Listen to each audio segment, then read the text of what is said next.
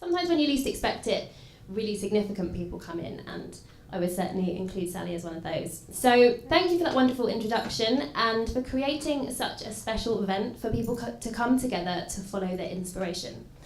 And I guess that's really why I'm here. Because about 15 years ago, I went against what everyone told me, and I found a constructive channel, which was hard, for my rebellious nature.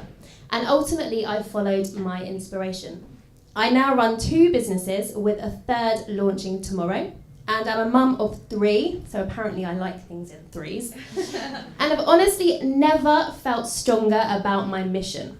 So before I get into the good stuff, I just want to take a moment to introduce myself, but I feel like you probably did a better job than I can.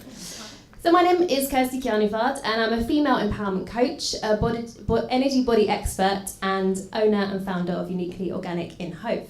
I specialise in working with fierce, freedom-seeking women who find themselves feeling stuck, disconnected and disempowered, but who know they have a calling to step into their greatness and are no longer willing to settle for mediocrity. I enable them to rise up, find their fire and unleash their potential so that they can have a positive impact on the world and ultimately inspire other people to do the same. I'm all about the collective mission. So, tonight feels kind of significant and serendipitous in a way, because when I said yes to doing this event, I had absolutely no idea how important this week would end up being for me. So this week, I've been working so hard to launch the sister company of Uniquely Organic Eco Spa, and I'm going to let you in on a secret because I've been telling everyone I'm going to launch it tomorrow and no one's going to know what it is, but it is Body Mind School, which is a holistic training centre for well-being warriors. It will be based in the same premises and we'll be inspiring therapists to achieve what I've done and live a life of alignment and on purpose. So it also happens to be National Adoption Week, which is really where my story starts. So I was adopted as a baby, and this led me to be the shyest, most timid, fearful girl on the planet. I remember, my mum is here, I remember the sheer panic that flooded my body just at the thought of her not being there or stepping away from me. I couldn't even walk down the street to the corner shop knowing she was watching my every single move. I was just petrified of everything. So fast forward to my early teenage years, and Harriet may remember this, I turned my fear into rage. I hated everyone and everything. I never felt good enough, so I just gave up trying. I was drinking, going AWOL, and I was in major self-sabotage mode. So here comes the turning point. But there really was no significant moment, no near-death experience, no massive monumentous occasion I can tell you about that turned my life around. It was more a sequence of events. I got into yoga. I started to understand the energy body. I actually taught myself everything that I now know about the energy body way back then, before I got into spa stuff and holistic stuff. All through books, all through seeking out inspiring people and through mentors that really ultimately changed my life. So I started to understand that my life actually did matter.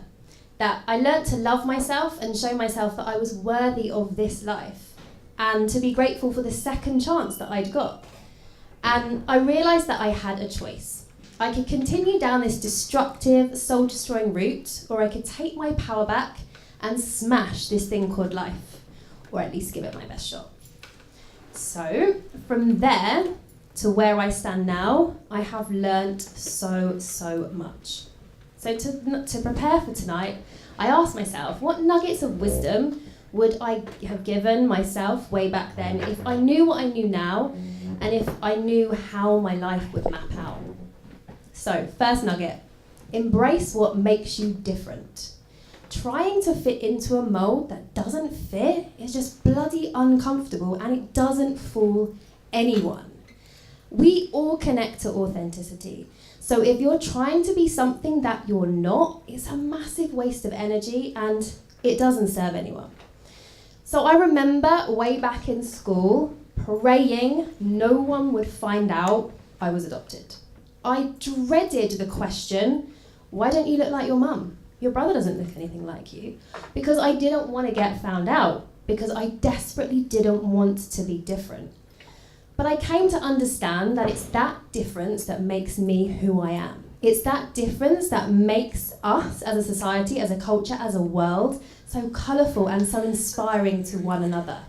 I started to understand that if I stepped into who I truly was, embraced every weird, unusual, different thing about me, and stepped away from this impossible challenge to become normal, that I actually might achieve something. I might actually be proud of who I am and feel that I had the right to be here.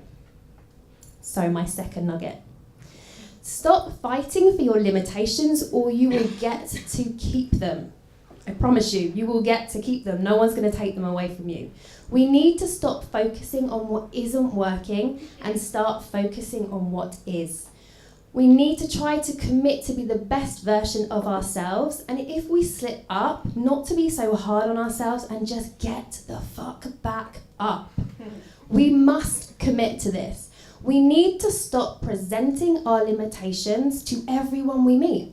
Like, I see people meet people for the first time, and one of the first things they do is present the thing they're not good at. They refuse to accept a compliment, they throw it straight back in their face. They don't want to present the things they're good at.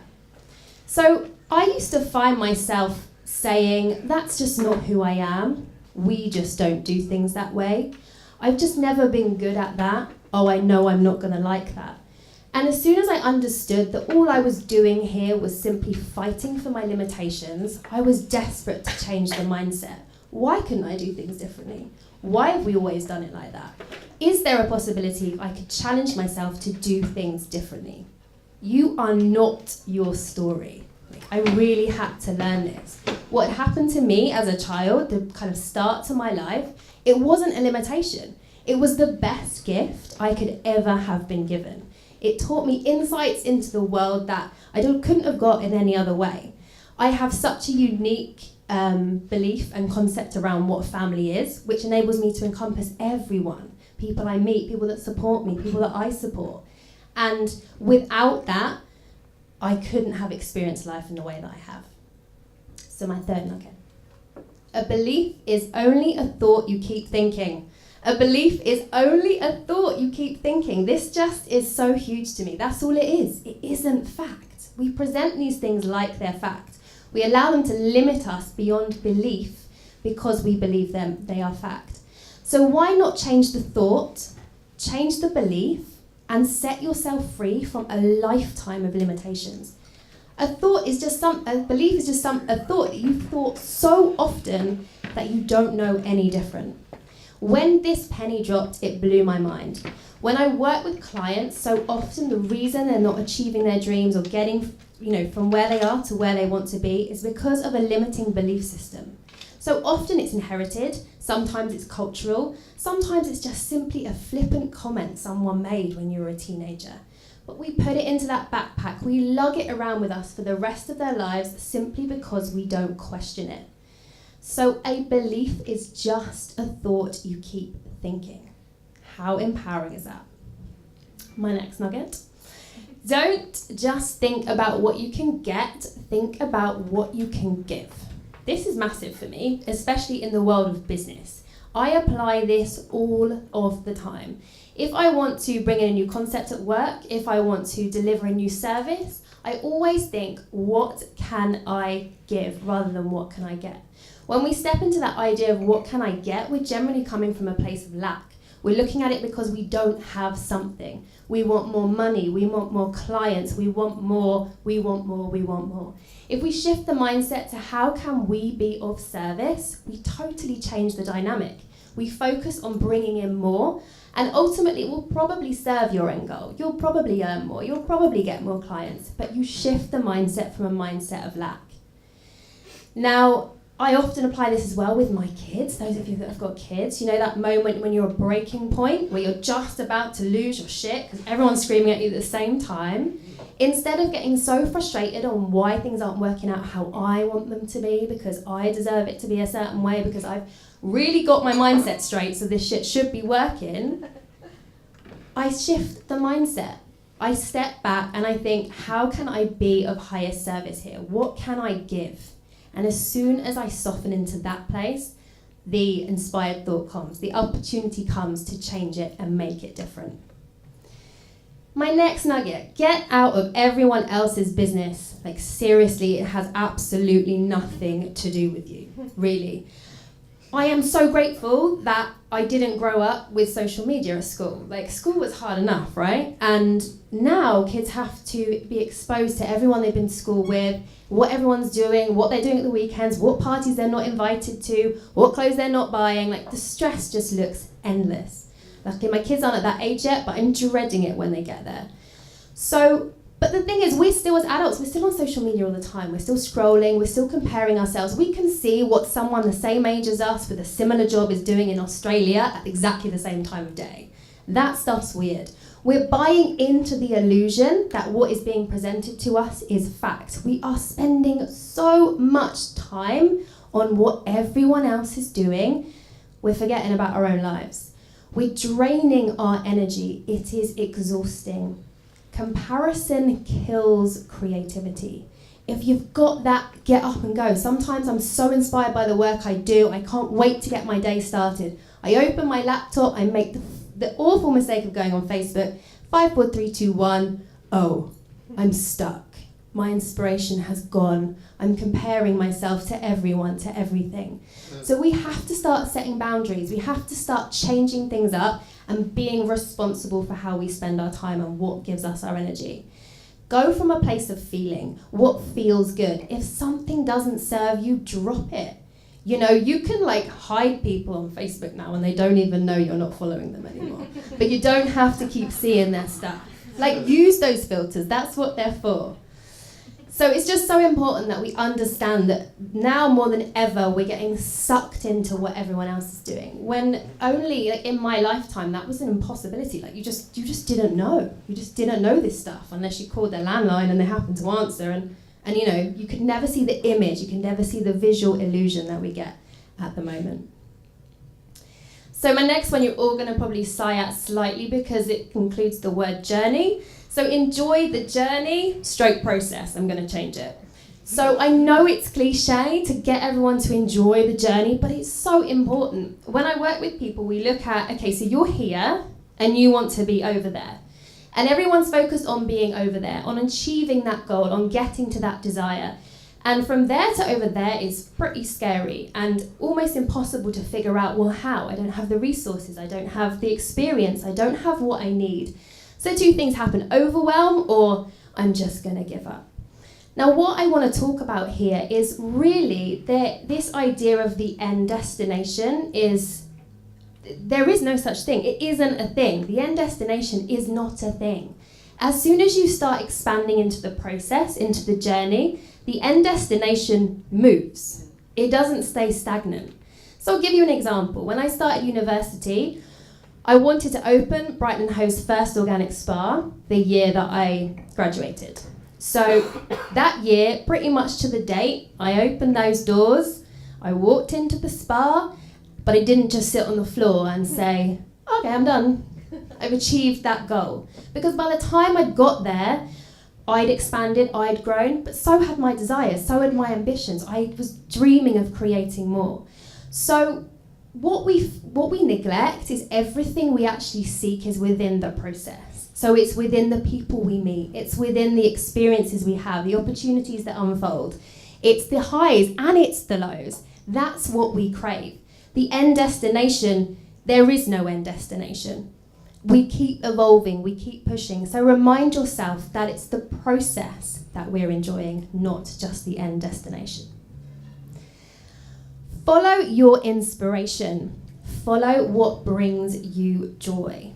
I think this is so important. So many of us have forgotten what brings us joy.